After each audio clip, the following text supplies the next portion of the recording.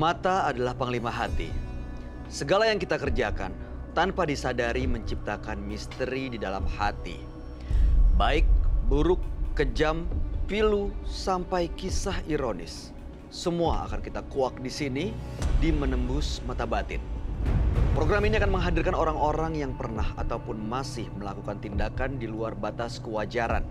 Dan bintang tamu yang hadir pada malam hari ini adalah Ratna Antika. Apa kabar Ratna? Baik Mas Bayu. Anda sendiri percaya nggak sih dengan hal-hal mistis atau makhluk gaib gitu? Percaya. Pernah punya pengalaman? Pengalamannya sebetulnya kalau pengalaman mistis yang kayak diganggu hantu apa segala macam itu enggak. Cuman yang aku alami sekarang ini posisikan aku lagi renovasi rumah, bangun rumah, dan posisinya aku sekarang itu aku kontrak rumah di familyku sendiri sih sebetulnya. Cuman di situ kebanyakan orang di sekeliling rumah yang aku huni sekarang ini itu nggak ada yang berani untuk menghuni di situ. Sempat ada 3 orang 3 kali, itu di situ kontrak rencananya 1 tahun, tapi cuman dihuni 1 bulan udah nggak betah kayak gitu. Katanya banyak hantunya. Betul, katanya banyak hantunya. Kalau dari cerita-cerita tetangga sekitar memang seperti itu, sering terdengar kayak orang nangis, kayak yang bunyi jedar-jedar kayak gitu-gitu. Cuman Tapi kamu sendiri pernah mendengar apa gitu enggak? kalau aku pertama aku mulai tidur di tempat yang sekarang aku tempatin, itu kayak aku semacam mimpi. Jadi tidur terus kayak ada dari bawah kolong ranjang kayak ada cahaya yang kayak sinarnya itu lama-lama kayak memudar dan di situ kayak ada kelihatan cuman kepala sampai segini kepalanya orang tua, terus orang tuanya laki. Terus aku bilang, langsung aku duduk, terus aku bilang, "Mbah," ibarat saya kan orang Jawa ya, "Mbah, permisi nuwun sewu, saya mau tinggal di sini," saya bilang gitu. Terus beliaunya senyum gini sambil ngangguk. Setelah itu langsung kayak berubah jadi cahaya lagi, langsung kayak terbang, menghilangnya di jendela rumah, langsung keluar seret gitu. Setelah itu aku langsung bangun, langsung kayak merinding kayak gitu. Sampai sekarang juga masih merinding. Dan setelah itu nggak ada kejadian apa-apa lagi? Alhamdulillah sampai sekarang aku tempatin sudah ada sekitar 4 bulanan. Alhamdulillah nggak ada yang diganggu. Anak-anak saya juga enggak, keluarga semuanya enggak, alhamdulillah. Oke, nah bicara soal keluarga, saat ini akan hadir partisipan kita.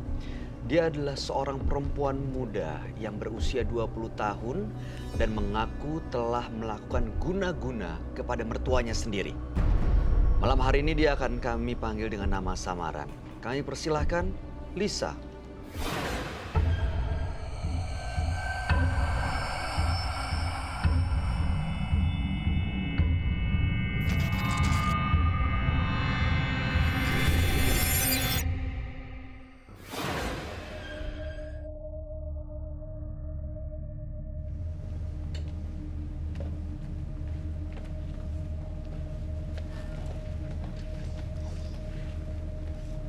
Silakan duduk.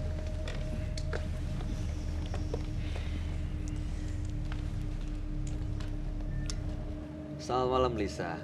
Malam. Boleh diceritakan apa pekerjaan Anda saat ini? Saya adalah seorang administrasi di salah satu perusahaan. Swasta? Iya. Oke. Apa yang mau kamu ceritakan pada kami malam ini? Saya menikah dengan seseorang di usia yang sangat muda, tinggal bersama keluarganya. Awalnya semua baik-baik aja.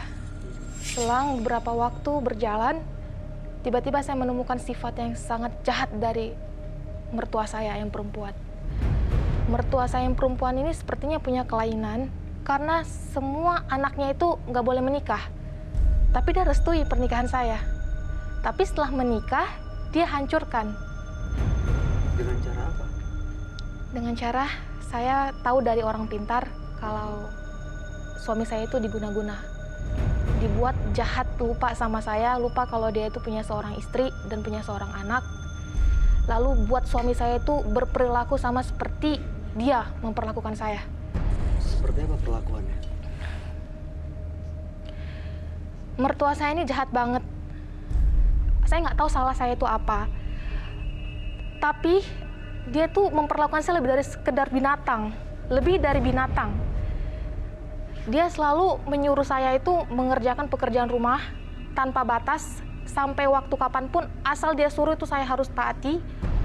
Lalu makan pun saya tidak boleh makan bareng-bareng satu meja keluarga sama dia. Harus makan sesudah mereka makan baru saya makan. Padahal situ ada suami saya. Tapi suami saya itu nggak mau ngomong, nggak mau bantah, nggak mau bantu saya gitu. Nggak tahu kenapa. Lalu saya itu kayak disembunyikan identitas pernikahan saya. Setiap ada orang datang, pasti suami saya itu dibilang tuh masih single. Belum punya istri, belum punya anak. Dia selalu bilang kayak gitu, saya disembunyikan di satu bilik. Saya nggak boleh keluar dari rumah itu. Saya di rumah itu aja pokoknya kunci rumah itu selalu nggak tahu di mana ditaruh, saya tuh selalu dikunci. Jadi saya tuh di rumah itu sendiri, hampir saya tuh udah mau gila gitu loh. Sampai mau bunuh diri. Saya benar-benar udah muak. Jadi saya juga udah benci banget sama mertua saya itu. Saya terakhirnya ada orang Kalimantan itu saya minta tolong sama dia, tolong biar mertua saya tuh ngerasakan apa yang saya rasakan. Lalu apa yang dia lakukan? Saya minta mengirimkan santet ke mama mertua saya. Terus mau mertuanya sekarang gimana kondisinya? Gak bisa ngapa-ngapain, terbaring tempat tidur. Ya nggak apa-apa dong, karena kan apa yang dia lakukan itu belum sebanding loh dengan apa yang saya rasakan selama ini. Suami kamu gimana? Suami saya juga saya guna-gunain juga supaya jadi lupa sama mamanya gitu. Jadi ke saya aja gitu. Berhasil. Berhasil. Sekarang kembali udah ke mbaknya. Kembali, dia juga udah lupa banget sama mamanya. Tujuan kamu datang ke Menembus Mata Batin malam ini untuk apa? Saya ingin memberitahu kalau untuk semua mertua-mertua, pernikahan anak itu adalah hal yang sakral, hal yang suci. Kalau memang itu adalah pilihan hati anaknya, biarlah mereka hidup bahagia. Janganlah mencampuri sampai melebihi batas, karena anak juga berhak untuk bahagia. Dan janganlah untuk menyiksa menantu, karena menantu itu juga manusia, dia pasti punya batas kesabaran. Oke, Gitu. saya rasa kita di posisi yang nggak berhak untuk menilai apa yang kamu lakukan itu benar atau salah. Tapi apa yang terjadi sama ibu mertua kamu sekarang kondisinya adalah terbaring dan sakit. Kamu nggak pengen beliau Jengukin sembuh? gitu. Sebenarnya saya ini juga kasihan lihatnya, cuman kandaikan dia itu mau minta maaf atas apa yang dia lakukan selama ini sama saya. Dia juga jujur kalau selama ini dia juga ada bermain orang pintar untuk mendukuni suami saya supaya lupa sama saya. Itu. Oke, baik. Mudah-mudahan malam hari ini kita bisa menemukan apa ya jawaban sebaiknya seperti apa yang harus kamu lakukan dengan ibu mertua dan juga suami kamu, karena bagi seorang ibu kalau kehilangan anak pasti akan sakit sekali rasanya ya. Sebaiknya kamu cerita langsung pada sahabat kami. Dia adalah seorang indigo. Kami persilahkan Roy Kiyoshi. Sebelumnya, tim Mata Batin sudah memberikan tanggal lahir dan nomor rumah partisipan kepada Roy Kiyoshi. Dengan mata batinnya, Roy akan membaca berdasarkan angka yang kami berikan. Lisa, terlahir tanggal 14 Maret 1998. Dia mendiami rumah bernomor 5. Sosok pemberani namun selalu bertindak tanpa berpikir terlebih dahulu. Sakit hati membuat Lisa menjadi sosok yang sadis. Korbannya disiksa secara perlahan dan berdarah-darah.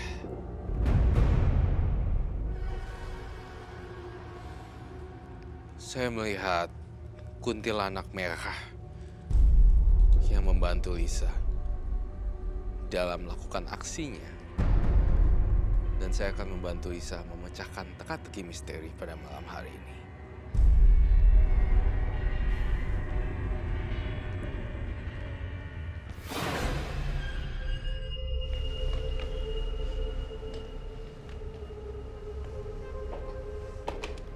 Halo, selamat malam. Selamat malam, Roy. Ya, selamat malam. Silakan duduk. Lisa, tanggal lahir 14 bulan 3, 1998. Iya. Dengan nomor rumah 5. Iya. Lisa karena sakit hati dengan perlakuan ibu mertua mengirimkan guna-guna dan sekarang kondisi ibu mertua terbaring lemah, bahkan sang anak suami kamu lupa dengan ibunya. Iya. Dan malam hari ini saya terus terang nggak tahu tujuannya apa. Apakah Anda masih ingin ibu mertuanya sembuh atau ingin semuanya baik-baik aja atau gimana? Tapi mungkin Roy bisa membantu malam hari ini. Baik, saya pertama kali lihat Lisa ya. Saya langsung lihat sebenarnya dia adalah korban sekaligus pelaku mistis. Korban juga ya. Korban juga dan sekaligus pelaku mistis. Di sini saya menggambarkan sosok yang kejam dan keji sekali, sosok seorang nenek-nenek yang muncul di muka saya. Saya ngelihat langsung di kepala saya sosok nenek-nenek tua gitu. Ternyata nenek-nenek ini bisa saya sebutkan kuntilanak merah. Ini yang bisa Jadi- mempengaruhi Mbak Lisa gitu untuk melakukan hal itu. Iya. Ternyata ini sosok nenek-nenek tapi bentuknya kuntilanak dan ini semuanya merah bajunya. Dan ini semuanya merah bajunya. Saya ngelihat, kamu pernah ditampakin ya Lisa? Pernah? Pernah. Pernah melihat langsung atau dalam mimpi? Saya nggak tahu itu nyata atau apa, tapi saya pernah melihat gitu. Dalam keadaan nyata sih, tapi tuh kayak berasa mimpi gitu. Anda bicara atau Enggak, dia menyampaikan saya lihat pesan? aja. Lihat. Apa makhluk ini yang memang digunakan Lisa untuk menyakiti dan menyantet mertuanya, Roy? Betul sekali. Ini makhluk ini pakai baju warna merah, terus rambutnya panjang sekali. Saya akan mencoba menggambarkan apa yang saya lihat ya di kepala saya.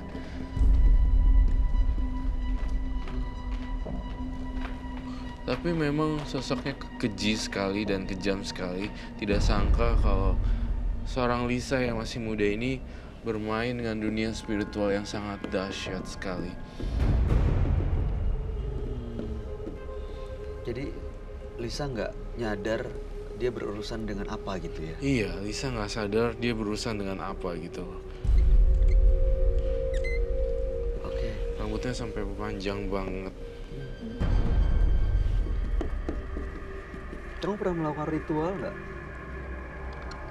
Ritual sih enggak, cuman aku kasih minum suami aku pakai air tawas. Air tawas. Kamu dapat tawas itu dari orang lain? Orang pintar. Itu untuk apa, Roy, air tawas itu? Sebenarnya air tawas itu untuk melemahkan hati dan pikiran suaminya sehingga dia bisa nunduk terus gitu sebenarnya. Nurut gitu. Saya tuh pengen nanya sama Lisa, kamu tuh dendam sama mertua kamu ya? Iya. Kenapa sih sebenarnya kan bisa segala sesuatu diomongin ya? Mertua saya tuh nggak bisa kalau diomongin. Kalau bisa diomongin, mungkin saya nggak mungkin lakukan ini semua. Saya mau tahu deh, orang tua kamu tahu nggak akan kondisi ini? Nggak. Jadi kamu sembunyiin, kamu simpen semua ceritanya? Iya.